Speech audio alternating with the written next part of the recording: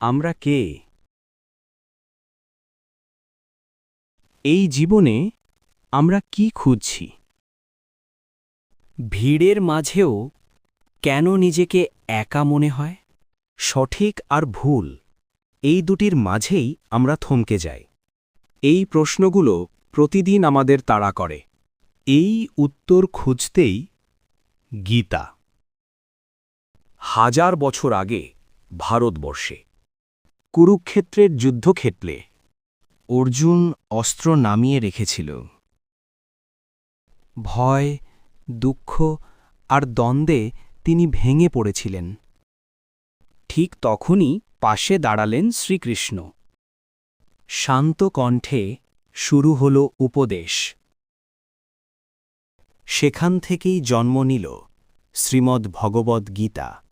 গীতা আমাদের প্রথম শিক্ষা দেয়, কর্ম করো, মন দিয়ে করো, কিন্তু ফলের মোহে আটকে থেকো না।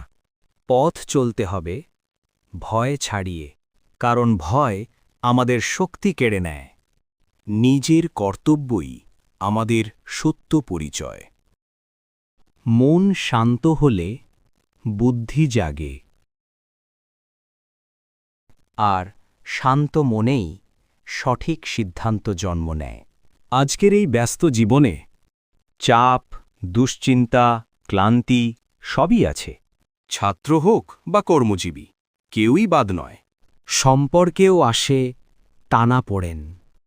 গীতা আমাদের শেখায় থামতে, নিজের ভেতরের কণ্ঠস্বর শুনতে, তারপর এগিয়ে যেতে নিশ্চিন্ত মনে।